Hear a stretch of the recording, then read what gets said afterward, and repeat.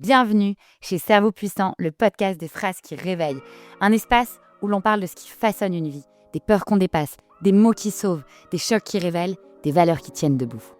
Chaque semaine, je vais chercher la phrase fondatrice d'une personnalité, une phrase qui a construit, brisé, transformé ou sauvé. Parce que certaines paroles deviennent une boussole, parce que tout commence par une prise de conscience, parce que chacun porte en lui une lumière en attente. Et j'ai la chance d'être soutenue pour ce podcast par l'agence de communication Surf.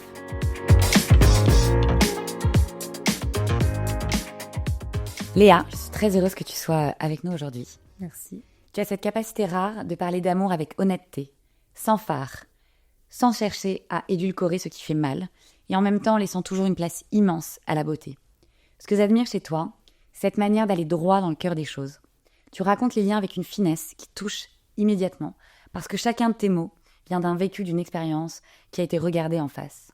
Tu rappelles, avec parler d'amour, que l'amour n'est pas une théorie, c'est un travail, une joie, un vertige, un apprentissage permanent. Et tu donnes à beaucoup de gens la permission de ressentir pleinement, de se tromper, de recommencer, de se choisir. J'avais envie de t'inviter chez Cerveau Puissant parce que tu dis ce que beaucoup n'osent pas dire et tu le dis avec une justesse qui fait du bien. Aujourd'hui, j'aimerais qu'on explore ensemble ce que l'amour t'a appris, comment il te construit, comment il nous transforme, quand on accepte enfin de l'habiter sans peur. Bienvenue chez Cerveau Puissant. Merci Claire. Alors Léa, on commence toujours chez Cerveau Puissant de la même manière. On a envie de connaître et de savoir quels sont les mantras, les adages, les citations qui te portent à des moments clés de ta vie ou dans ton quotidien. Est-ce que tu peux nous en partager un ? Oui, alors c'est une citation que j'ai découverte par pur hasard. Je devais avoir 19 ans et je ne sais plus quel roman j'étais en train de lire. Et puis, au tout début des romans, souvent les auteurs écrivent des petites citations. Et là, il y avait celle de Flaubert qui disait « Je suis doué d'une sensibilité absurde. Ce qui érafle les autres me déchire. » Et en fait, j'ai été submergée par l'émotion. Je me suis mise à pleurer en sanglots en lisant cette phrase parce que j'avais l'impression pour la première fois de ma vie qu'en fait, je n'étais pas seule et que d'autres personnes étaient comme moi. Et en plus, Flaubert, le grand Gustave. Et donc, j'étais rassurée de me dire « Ah, mais en fait, je ne suis pas folle. C'est pas parce que je pleure facilement, que je ris plus fort que les autres, que je crie plus fort que les autres, que je suis anormale. » Et c'est vrai qu'aujourd'hui, avec les réseaux, les gens, la parole est beaucoup plus libérée aujourd'hui, mais à l'époque, on n'avait personne à qui se référer. Et donc, quand on tombe sur une phrase comme ça, c'est très fort. Pour moi, ça a été le début, en fait, où je me suis dit, finalement, peut-être que cette empathie profonde, que cette hypersensibilité que j'ai, n'est finalement pas une tare, mais peut-être un don. Et c'est comme ça, de fil en aiguille, qu'est venu ensuite mon métier, du coup. Alors justement, ton métier, est-ce que tu peux, il est incroyable, il est extrêmement original, il est en même temps romantique et douloureux. Est-ce que tu peux nous expliquer ce que tu fais ? Alors moi, je dis que je suis écrivaine publique de l'intime ou écrivaine publique spécialiste du courrier sentimental. Mais dans le concret, j'écris des lettres d'amour, de rupture, de déclaration, de reconquête, de gratitude, des lettres d'amour à soi, à un amant, à un amoureux, un parent, un fils, que sais-je encore pour les autres. Génial. En tout, tu as écrit Plus de 5000 lettres. plus de 5000 lettres. Et donc, c'est devenu ton métier. Ah oui, c'est mon métier depuis plus de 10 ans. Au début, tu le faisais totalement bénévolement, probablement d'ailleurs dans une exploration de toi et peut-être tu voulais te reconnaître aussi dans les autres et dans cette sensibilité dont tu viens parler. Et puis en fait, finalement, à un moment, c'est vraiment devenu ton métier. Oui, j'ai fait ça gratuitement pendant 2 ou 3 ans. Et en échange, les gens acceptaient simplement que je publie leurs lettres sur le site que j'avais. Comme ça me faisait un petit peu de contenu. Et puis, j'ai fait une alternance chez Mythique, le site de rencontre. Et après, on m'a proposé un CDI et j'ai dit non, je vais essayer de vivre de ma passion parce que si je peux en vivre et que ça ne reste pas juste un hobby, une passion à côté, ce serait extraordinaire. Et donc, j'ai pris 2 ans et au bout d'1 an et demi, vraiment, j'ai pu en vivre pleinement. Et ça fait du coup 10 ans maintenant que voilà, c'est mon métier à temps plein et que je fais ça. J'écris tous les jours de ma vie. Félicitations, c'est très original et surtout très, très beau de se dire qu'on peut vivre d'amour. De sa passion et d'amour aussi, oui. Et puis, et surtout, moi, ce que je dis toujours, c'est que ma plus belle récompense, c'est la réaction des gens, leur retour sur mes lettres. Moi, je pleure quasiment systématiquement quand j'entends que grâce à moi, il y a des amoureux qui se sont retrouvés, un père qui a retrouvé son fils qu'il n'avait pas vu depuis 10 ans. Enfin, j'ai des histoires absolument incroyables et ça donne tellement de sens à ma vie, en fait. J'ai l'impression d'être là pour une raison et de trouver sa place, c'est tellement difficile que voilà, je suis pleine de gratitude pour ça. Bah, tu as bien raison. Concrètement, pour toi, qu'est-ce que ça veut dire l'amour? Parce que, on va en parler, c'est pas toujours positif. Non, non. Qu'est-ce que pour toi, comment tu pourrais résumer le concept de l'amour? Alors, justement, quand tu m'as demandé des mantras, il y en a une citation qui m'est venue tout de suite. Elle vient du roman Le Guépard de Lampedusa. Et à un moment donné, dans le roman, il est dit de Angelina qui parle de Tancredi, elle était amoureuse de lui, mais elle ne l'aimait pas. Et j'avais 15-16 ans quand j'ai lu cette phrase pour la première fois et je ne comprenais pas. Mais elle m'a marquée parce qu'elle était amoureuse de lui, mais elle ne l'aimait pas. Je me disais, qu'est-ce que ça veut dire? Et en fait, de fil en aiguille, à force d'écrire pour les autres, voilà, de regarder des conférences, de lire des romans sur l'amour, les relations amoureuses, j'ai compris qu'en fait, c'est très différent. Être amoureux et aimer, ce sont deux choses très différentes. Être amoureux, on est dans un état. On ressent. Ça nous tombe dessus, c'est subi. C'est les papillons dans le ventre. On rougit, on a le cœur qui bat super vite quand on voit l'autre. Finalement, c'est plus de l'attirance, de l'alchimie des corps. Alors que aimer, c'est un verbe d'action. Aimer, c'est décider. C'est un choix délibéré. C'est je choisis d'aimer l'autre, donc je vais travailler pour que ça marche. On va faire en sorte que ça fonctionne, toi et moi. Donc c'est deux choses très différentes. Et c'est donc pour ça que l'amour, c'est pas si simple, puisque être aimé, au bout d'un moment, ça s'arrête. Et c'est là où on se dit, c'était mieux avant. Je crois qu'on s'aime plus, on s'aime moins, tu m'aimes moins. Non, en fait, c'est peut-être là même que l'amour commence. Après cette passion des débuts, c'est peut-être à ce moment-là, quand on se choisit réellement et qu'on se dit maintenant, on fait le choix conscient de se choisir et de travailler l'un et l'autre, l'un pour l'autre, l'un avec l'autre. Écoute, moi, j'ai des frissons de quand tu parles, donc je sais pas si ça se ressentira, mais c'est vrai que c'est quand même des sujets, on est tellement tous, voilà, ça nous concerne tous. Ouais, ça, c'est on sûr. est tous égaux face à l'amour. C'est aussi important de rappeler ça. Enfin, je veux dire, tomber amoureux, c'est à la portée de tout le monde. Et alors, évidemment, la question, peut-on avoir plusieurs amours dans notre vie? Oui, oui. Et d'ailleurs, il y a une théorie qui dit qu'on en a trois, qu'on tombe 3 fois amoureux dans sa vie. Que le premier amour construit, donc c'est un amour idéalisé. Souvent, on est amoureux de l'amour, c'est l'amour de jeunesse où tout est fou. Voilà, c'est beau, mais au final, est-ce qu'on aime vraiment l'autre pour la personne qu'il est? Je ne sais pas, je ne pense pas. Après, on a le deuxième amour qui détruit. Donc ça, c'est l'amour un peu passion, intense, souvent très toxique, où là, il va y avoir la souffrance, la douleur. Voilà, un amour très compliqué, mais nécessaire. Parce que c'est cet amour-là qui va nous permettre de savoir ce qu'on veut et surtout ce qu'on ne veut plus jamais. Et le dernier amour, eh bien, c'est l'amour qui guérit, c'est l'amour mature, celui qu'on va faire en pleine connaissance de soi, en fait. L'amour avec lequel, en fait, c'est pas forcément le crush sur lequel on se serait attendu, en fait, mais c'est évident, c'est fluide, c'est simple, en fait, c'est lui, quoi, c'est cet amour-là. Et moi, ça me donne des frissons parce que... J'ai envie de pleurer.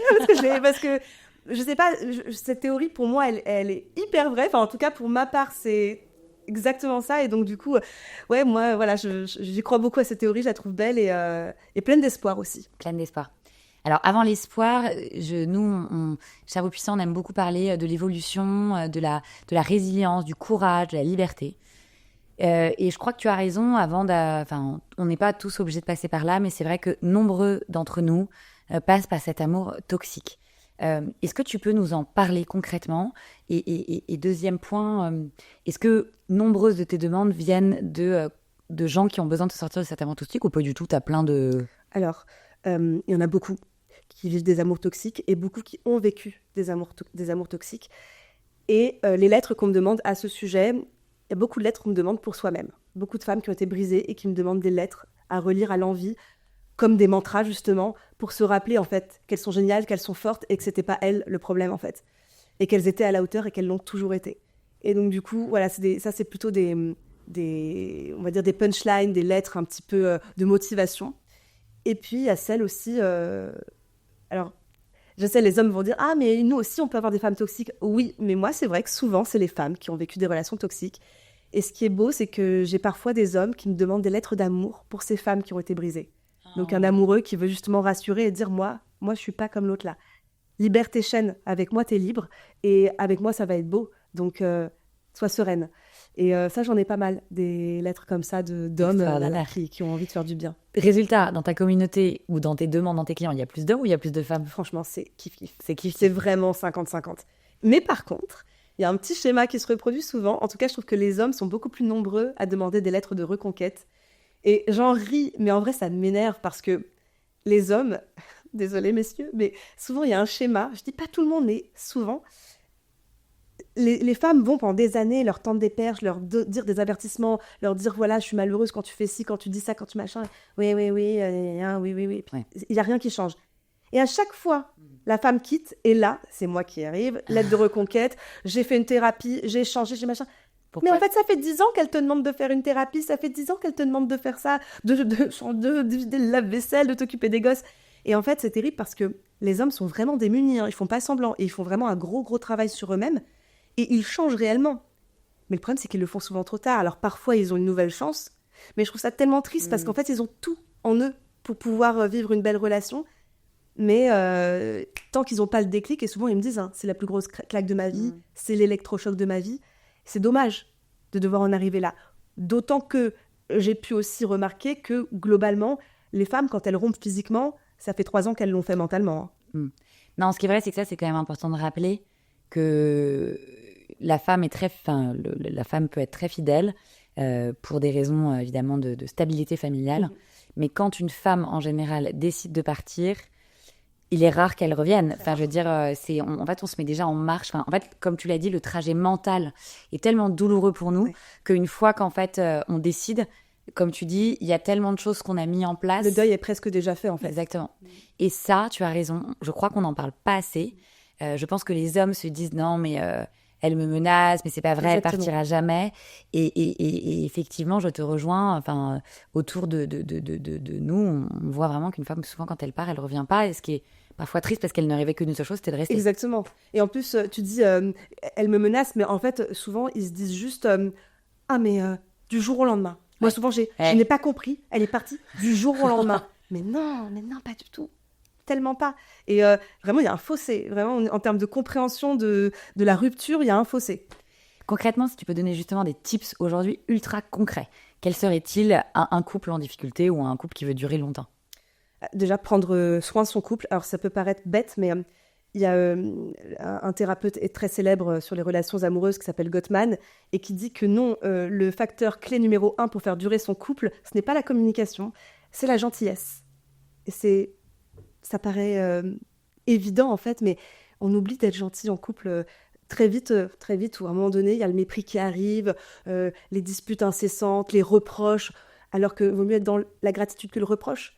Dire merci, ça coûte rien, mais en fait, quand ta femme, elle a passé la journée avec les enfants et que tu rentres de boulot, au lieu de lui dire je suis crevée, juste de dire merci, t'as géré, ça coûte rien, et ça en fait, ça donne du baume au cœur, et après, ça nourrit l'amour.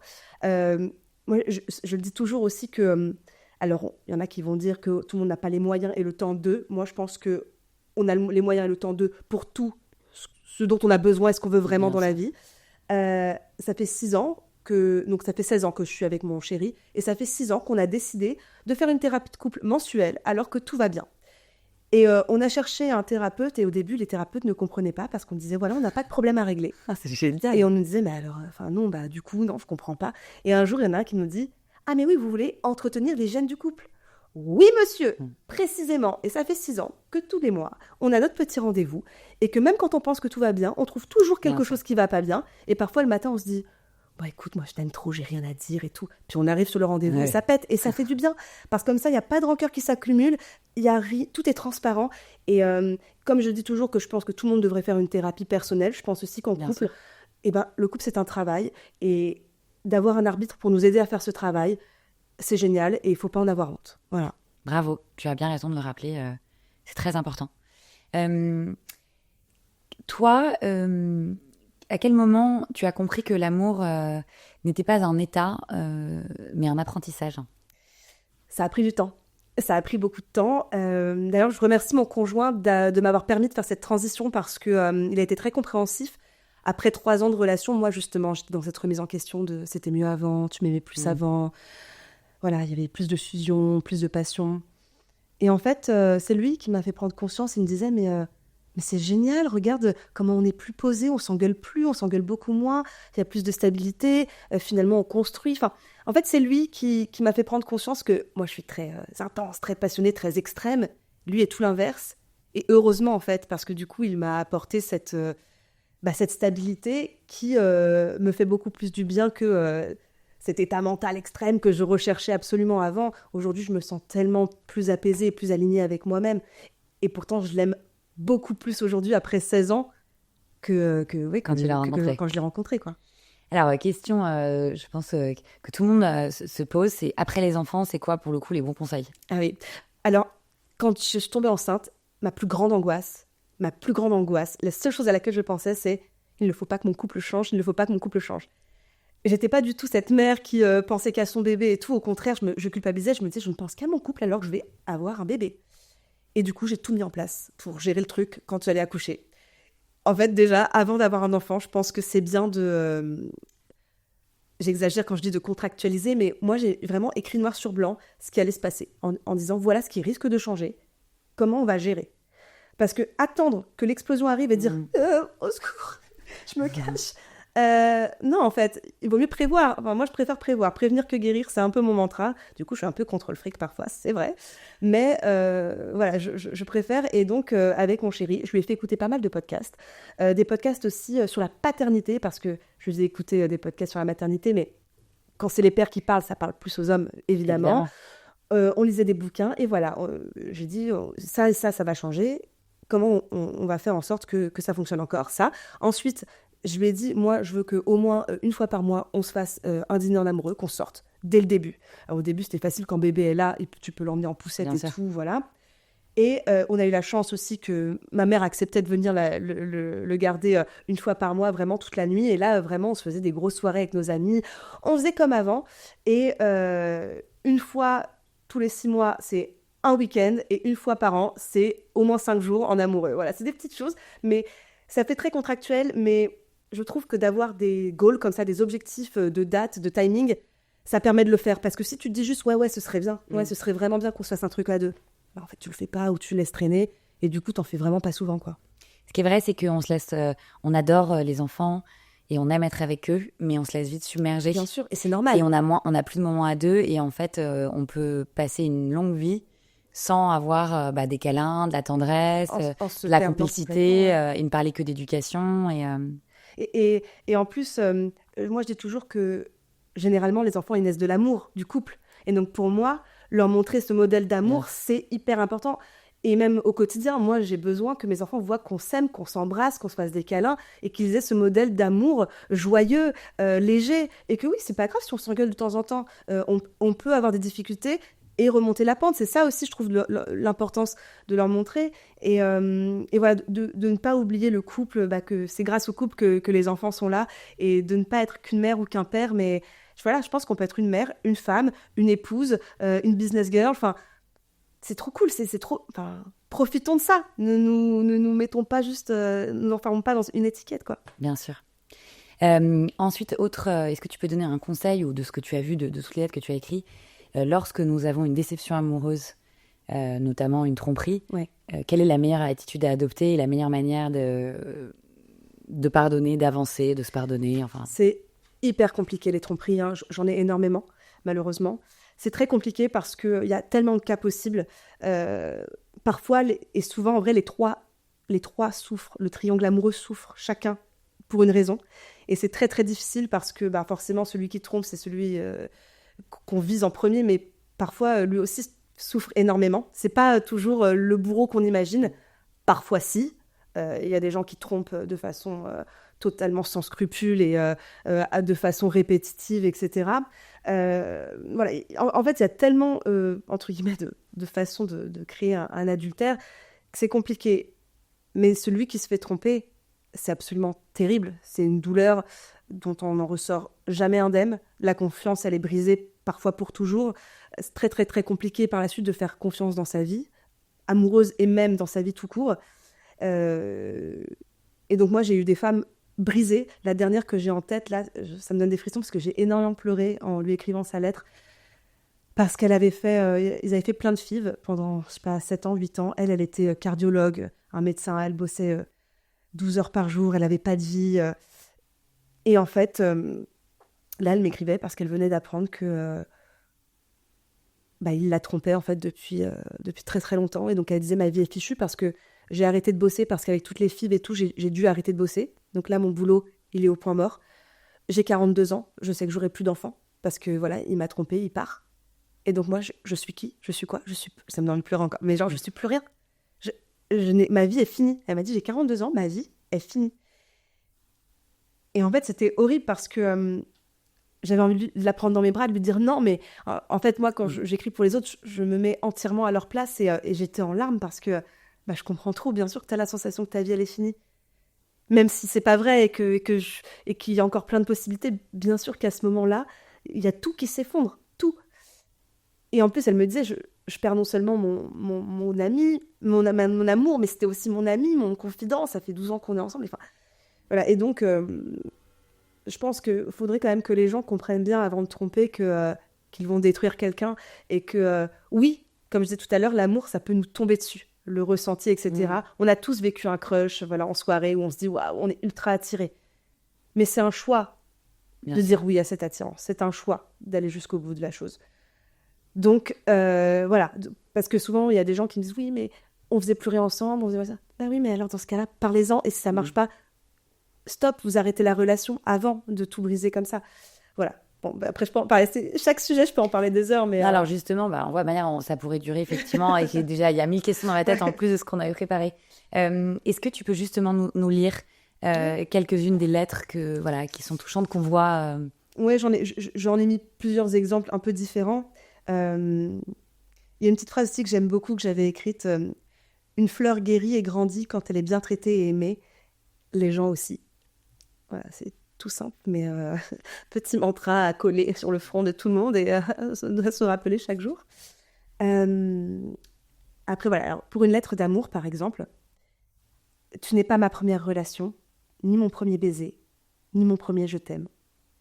Tu es le premier qui m'a appris l'amour.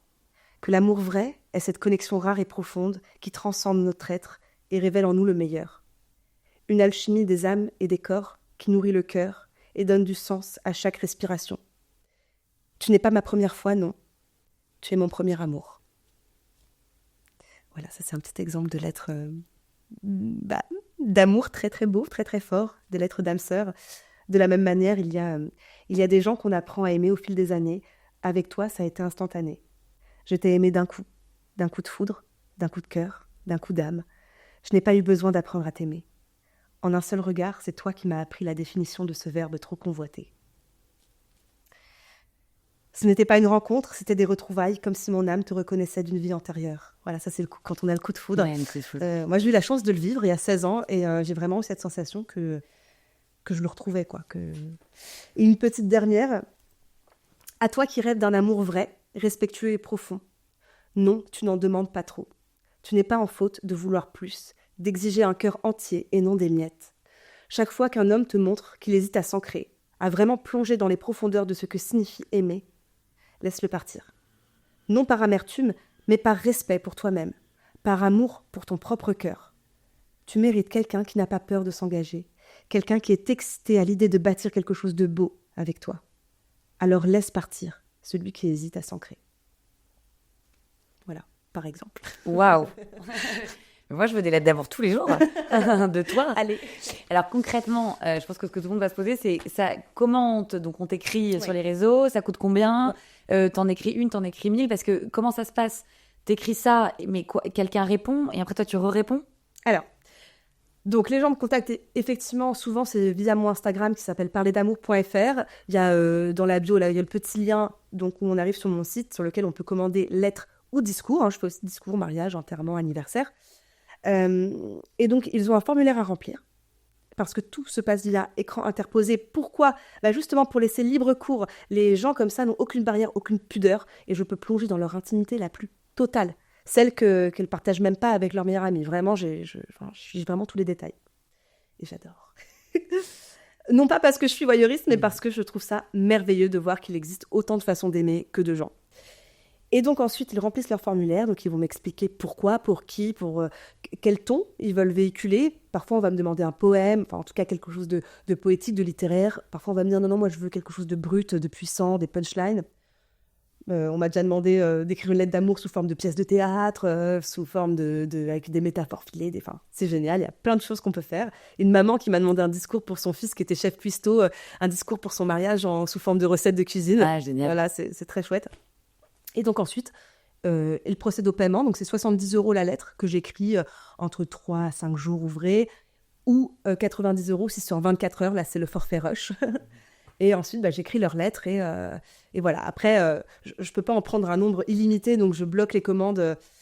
Souvent, c'est vraiment 4 maximum. Parfois, c'est 2 dans la journée, selon l'énergie que ça me prend, parce que parfois, c'est des lettres très douloureuses que j'ai à écrire.